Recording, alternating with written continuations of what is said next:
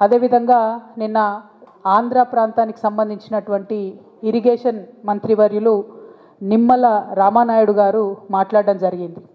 ఆయన మాట్లాడుతూ చంద్రబాబు నాయుడు గారు చాలా గొప్పవారు, వారిది చాలా పెద్ద మనసు, తెలంగాణలో ఉన్నటువంటి ప్రాజెక్టుల మీద చంద్రబాబు నాయుడు గారికి ఎటువంటి ఇబ్బంది లేదు, బనకచెర్ల ప్రాజెక్టు వల్ల తెలంగాణ ప్రాంతానికి నష్టం లేదు అని పదే పదే నొక్కి చెప్పేటటువంటి ప్రయత్నం వారు చేయడం జరిగింది. ఇవాళ రెండు విషయాలు తెలంగాణ ప్రజలకు ఖచ్చితంగా తెలియాల్సినటువంటి అవసరం ఉన్నది. వారు రామానాయుడు గారు మాట్లాడుతూ ఇంకో మాట కూడా అన్నారు, కేసీఆర్ గారే ఒప్పుకున్నారు గోదావరి నది నీళ్లు ఆంధ్ర గవర్నమెంట్ తీసుకెళ్లడానికని. అయితే వీటన్నిటి మీద తెలంగాణ ప్రజలకు స్పష్టత ఇవ్వాల్సినటువంటి అవసరం ఉందని భావించి ఇవాళ మీడియా సమావేశం ఏర్పాటు చేయడం జరిగింది.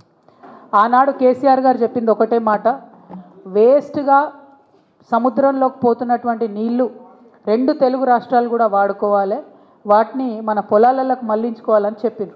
కానీ చెప్పేటప్పుడు మనం పెట్టినటువంటి కండిషన్ ఏంటిది, ఖచ్చితంగా నదుల లింకేజ్ అనేటటువంటిది జరిగినప్పుడు గోదావరి నది నుండి నీళ్లు ఇతర నదులకు లింక్ చేసినప్పుడు ఖచ్చితంగా తుపాకులగూడెం, మన తెలంగాణ భూభాగంలో ఉన్నటువంటి తుపాకులగూడెం బ్యారేజ్ వద్దనే లింకేజ్ పాయింట్ ఉండాలి, అది కాకుండా వేరే ఏ పాయింట్ ప్రపోజ్ చేసినా మేము ఒప్పుకోము అని కేసీఆర్ గారు చాలా స్పష్టంగా చెప్పినారు.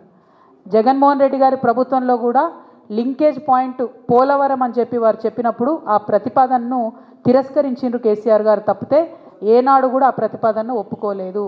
ఎందుకంటే గోదావరి నీళ్లు కృష్ణకి ఆ తర్వాత కావేరీకి కలిపేటటువంటి పెన్నాకి, అక్కడి నుంచి కావేరీకి కలిపేటటువంటి ప్రతిపాదన ఏదైతే ఉందో అది ఒకవేళ కేసీఆర్ గారు చెప్పినట్టు తుపాకులగూడెం దగ్గర జరిగితే మన వరంగల్కి, మన సూర్యాపేటకి, మన నల్గొండకి, ఖమ్మంలో కొంత భాగానికి, మహబూబాద్ జిల్లాకి, అట్లానే ఇప్పుడు ముఖ్యమంత్రి గారు ప్రాతినిధ్యం వహిస్తున్నటువంటి ఉమ్మడి మహబూబ్నగర్ జిల్లాకి, కంప్లీట్ రంగారెడ్డి జిల్లాకి, ఇప్పుడు మనం మూసీ ప్రక్షాళన కోసం చూసేటటువంటి ప్రాజెక్ట్కి అన్నిటికీ కూడా గోదావరి నీళ్లు మనకు పుష్కలంగా లభించేటటువంటి ఆస్కారం ఉంటుంది. మరి అక్కడ కాదని పోలవరం దగ్గర కనుక ఈ లింకేజ్ పాయింట్ పెట్టుకున్నట్టయితే ఇప్పుడు నేను చెప్పినటువంటి ఈ ప్రాంతాలన్నిటికీ కూడా తరతరాలకు తీరని అన్యాయం జరుగుతుంది. కాబట్టి ఎట్టి పరిస్థితుల్లో గోదావరి నీళ్లను కృష్ణాకి, పెన్నాకి, కావేరీకి అనుసంధానం చేసేటటువంటి ప్రాజెక్టు లింకేజ్ పాయింట్ తుపాకులగూడెంనే ఉండాలని చెప్పి తెలంగాణ ప్రజలందరి తరఫున కూడా నేను డిమాండ్ చేస్తూ ఉన్నాను. అదేవిధంగా మరి ఇవాళ చంద్రబాబు నాయుడు గారు బీజేపీ గవర్నమెంట్లో ఎన్డీఏలో భాగస్వామ్యంగా ఉన్నారు కాబట్టి వారి యొక్క ప్రాబల్యాన్ని వాడి వారు చాలా తెలివిగా ఇది గోదావరి కృష్ణా లింకేజ్ అని చెప్పకుండా గోదావరి కావేరీ, గోదావరి పెన్నా లింకేజ్ అని చెప్పి 60% నిధులు కేంద్ర ప్రభుత్వం నుండి తెచ్చుకుంటున్నారు. ఆయన చంద్రబాబు నాయుడు గారు వాళ్ళ ప్రాంతానికి లాభమయ్యే పనిచేస్తున్నారు.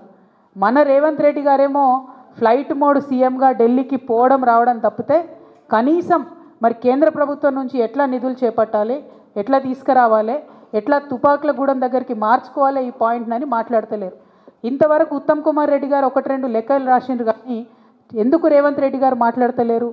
వారికి ఉన్నటువంటి ప్రాబ్లం ఏంటిది, చంద్రబాబు నాయుడు గారితో వారికి ఉన్నటువంటి లాలూచి ఏంది ఖచ్చితంగా చెప్పాలని ఈ సందర్భంగా మేము డిమాండ్ చేస్తూ ఉన్నాం. మొన్న జూన్ 2 తారీఖు నాడు ప్రీ ఫీజిబిలిటీ రిపోర్ట్ అనేటటువంటిది ఆంధ్రప్రదేశ్ ప్రభుత్వం కేంద్రానికి ఇవ్వడం జరిగింది. దాన్ని కేంద్రం ఒప్పుకోవడం కూడా జరిగింది. ఆల్రెడీ మనకు నష్టం జరగడం ప్రారంభమైంది. అయినా కూడా మన రాష్ట్ర ముఖ్యమంత్రి స్పందించకపోవడం నిజంగా దుర్మార్గం. ఇది కేవలం తెలంగాణకు ఆయన చేసేటటువంటి ద్రోహం తప్ప ఇంకోటి కాదని ఈ సందర్భంగా నేను తెలియజేస్తూ ఉన్నాను.